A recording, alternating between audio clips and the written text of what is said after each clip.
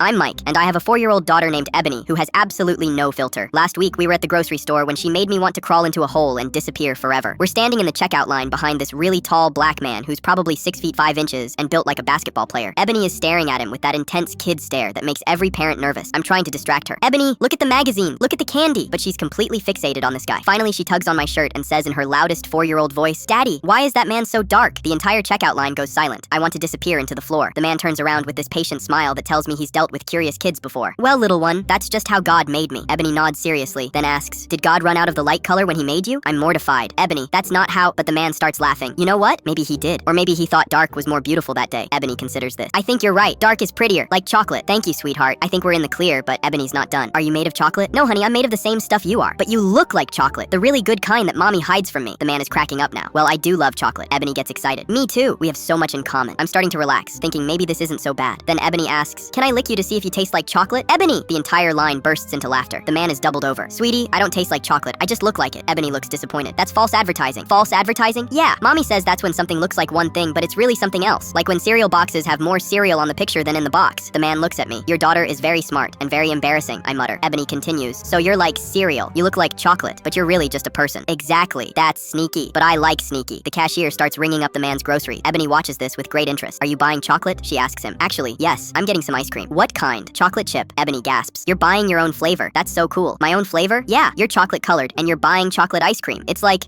matching." The man starts laughing again. "I never thought of it that way. Do you always buy chocolate things because you match?" "Not always. Sometimes I buy vanilla." Ebony's mind is blown. "You can buy vanilla even though you don't match?" "Of course." "Wow. That's like wearing a red shirt when you have brown hair." "Exactly like that." Ebony thinks about this. "So matching isn't a rule?" "Nope, not a rule." "Good, because I have blonde hair, but I like strawberry ice cream, not vanilla." That makes perfect sense. As the man is finishing his transaction, Ebony asks, "What's your name?" "I'm Marcus." "Hi, Marcus. I'm Ebony. You're my first chocolate friend." "Ebony!" Marcus is dying laughing. "Well, Ebony, you're my first cereal comparison friend." "We're both firsts. That's special." Marcus pays for his groceries and turns to leave. Ebony waves enthusiastically. "Bye, Marcus. Thanks for teaching me about false advertising." "Bye, Ebony. Thanks for the chocolate compliment." As he walks away, Ebony turns to me. "Daddy, I like Marcus. He's nice, and he looks like dessert." The cashier, who's been trying not to laugh this whole time, finally loses it. "Sir, your daughter just made my entire day." Ebony tugs on my shirt again. "Daddy, can we invite Marcus over for dinner?" "Ebony, we don't know him well enough for that." "But he likes chocolate ice cream. We have chocolate ice cream." "That's not how friendships work, sweetheart." "Why not? We both like chocolate. That's a good start." Ebony continues. "Plus, he's really tall. He could help us reach things on high shelves." "Ebony, we can't invite strangers over just because they're tall." "But he's not a stranger. He's Marcus, my chocolate friend." "He's still a stranger, honey." Ebony thinks about this. "Well, can we at least wave if we see him again?" "Of course we can wave." "Good. I want to ask him if he's tried white chocolate." As we're walking to the car, Ebony says, "Daddy, I learned something important today." "What's that?" "People are like ice cream. They come in different flavors, but they're all still ice cream."